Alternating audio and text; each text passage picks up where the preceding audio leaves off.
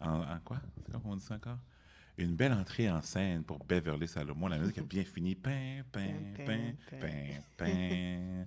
Beverly Salomon, notre pharmacienne, le meilleur laboratoire Jean Coutu en ville. Vous pouvez la rejoindre au 5965 Bélanger, coin Lacordaire. Bélanger S, évidemment. Son numéro de téléphone, c'est le 514-251-0555. La pharmacie parle 7 langues, donc c'est presque impossible pour eux de ne pas vous accommoder.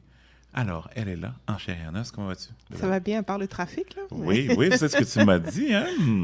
La saison des cônes jaunes est partie.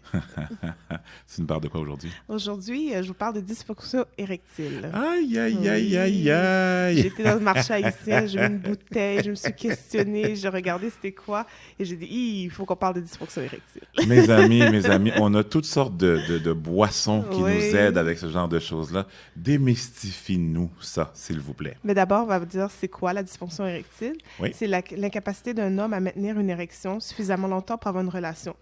C'est un processus complexe, l'érection. On pense que ça se fait super facilement, là. Mm-hmm. Mais il faut avoir d'abord une excitation sexuelle qui amène par la suite un signal au cerveau. Le cerveau, via les nerfs, va envoyer un message aux vaisseaux sanguins qui sont dans le pénis pour s'élargir et le sang va pouvoir y rentrer. Fait que, tu sais, c'est un processus qui tient en compte le cerveau, les vaisseaux sanguins, les nerfs et les hormones. Fait que c'est pas quelque chose de simple. Fait que ça peut, quand on a une dysfonction érectile, ça peut être à plusieurs niveaux qu'il y a un problème. En créole, on dit ou garçon ou pas garçon. Fait que les causes de ça, il y a plusieurs causes. Il y a le diabète, j'en avais déjà parlé dans le mois du diabète l'année passée. Diabète peut causer ça? Oui, parce que ça joue au niveau des nerfs, donc il va y avoir un problème au niveau de la transmission nerveuse, donc ça peut affecter l'érection. L'hypertension aussi, parce que si la pression dans les veines est trop élevée, ça peut causer un problème.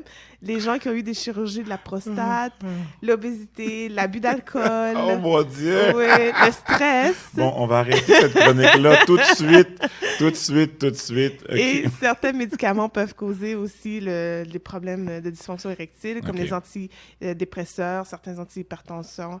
Fait qu'il y a plusieurs choses qui peuvent être la cause. Médicament peut... Oui, un médicament peut avoir comme effet secondaire ça. Fait que si ça arrive, il faut d'abord chercher la cause. Fait que si c'est au niveau de stress ou autre, ben des fois c'est la thérapie, parce que là on va aller jouer au niveau du cerveau, comme je vous ai dit, c'est une des étapes. Mais si c'est vraiment comme dû à une chirurgie ou à une autre maladie ou à un autre médicament, mais là on va y aller avec des traitements oraux. Fait que les traitements oraux, on connaît très bien Viagra, il y a le Cialis, il y a le Levitra. C'est tous des médicaments qui vont vraiment aider à augmenter le flux sanguin au niveau du pénis. Oui, mais tu regardes ces médicaments-là, par exemple, franchement, si tu es vraiment... Bon. Si tu as le goût de risquer ta vie, c'est de faire ça. Parce que si tu as de l'hypertension, par exemple, je regarde toutes les contre-indications dans les publicités au niveau de Cialis. Si tu n'as pas ça, si tu n'as pas ça. Oui, mais ça, c'est dans les publicités américaines aussi, où est-ce qu'ils mettent tout, parce qu'eux, ils ont beaucoup de lawsuits, de poursuites. Mais c'est sûr que dans leur publicité, ça doit être dit. Nous, vraiment, quand vous allez voir le médecin, il va évaluer. Oui, il y a des risques. C'est sûr que si vous prenez de la nitro, vous avez des problèmes d'angine, le médecin va vous dire non, là, ça se fait pas, on ne mélange pas les deux ensemble. Mais des fois, on va voir le pour et le contre. Puis après, on va voir, c'est pas parce que l'effet secondaire est possible que effectivement vous allez l'avoir. Avec le Viagra, les effets secondaires qu'on a beaucoup, c'est les maux de tête, des bouffées vasomotrices, c'est que le sang monte partout, puis on sent comme vraiment avoir chaud. C'est un des effets secondaires. Mais un qui est dangereux, sur le quoi je voulais insister pour que les gens qui n'en ont pas de besoin ne prennent pas de Viagra, c'est le priapisme. Le priapisme, c'est quoi? C'est le sang qui reste au niveau du pénis. Après des heures, après plus de 4 heures, malgré le retrait du stimuli. Fait que ça fait qu'on reste en érection, mais ça peut être dangereux. Fait que, je suis crampée.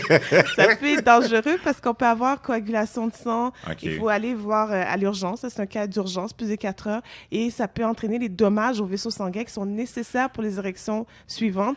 Donc, on peut avoir de l'impuissance à long terme. Mais t'imagines aller voir aller à l'urgence, là. Oui. Au tri, puis il te demande qu'est-ce que vous avez, il faut être honnête si vous voulez être bien traité. Comment peux-tu être honnête? C'est parce que j'ai pris un médicament vous ne deviez pas. C'est ça. Mais c'est la même chose pour la bouteille que j'ai vue dans les marchés haïtiens. médecin et tout. C'est sûr qu'on utilise toutes sortes de remèdes si on veut pas, on se sent pas à l'aise d'aller voir le médecin pour avoir le Viagra et tout.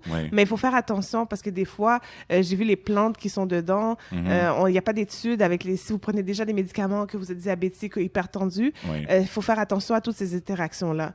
Fait que ne pas prendre n'importe quoi. Peut-être que ça marche, là. Moi, je sais pas, là, mais on est mieux d'en discuter d'abord avec le médecin pour voir quelle est la cause chez vous qui cause ce problème-là pour trouver le bon traitement. Est-ce qu'il y a de la prévention que les gens peuvent faire? Parce que là, on parle, si tu es arrivé à un point où tu n'es pas au pagasson encore, comme diraient les Haïtiens, est-ce qu'il y a de la prévention qui peut justement repousser cette échéance-là? Mais tout à l'heure, je parlais de certains facteurs qui sont contrôlables, comme le diabète. Il faut faire attention. Si vous avez des antécédents dans la famille, la pression, essayez de le contrôler le mieux que possible, pas laisser les choses dégénérer, parce que là, c'est à long terme.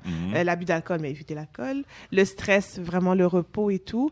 Fait que c'est vraiment des facteurs qu'on peut contrôler. C'est sûr que si c'est dû à une chirurgie de la prostate, c'est pas contrôlable. Fait que c'est pas la même chose. Mais si la plupart des facteurs sont contrôlables. Wow! Oui. C'est vraiment un défi. Mais les hommes qui sont à l'écoute, c'est vraiment un défi. Gardez-vous en forme le plus longtemps possible. Si vous avez beaucoup de stress, essayez de gérer. On ne dit pas de ne pas avoir de stress, mais il faut pas savoir gérer son stress. Puis aussi d'aller chercher l'aide si nécessaire. Là. Peut-être que la solution que j'ai vue dans la bouteille magique, là, c'est une solution. Mais parlez-en à votre médecin pour voir si ce n'est pas un problème d'abord morphologique ou un problème de santé.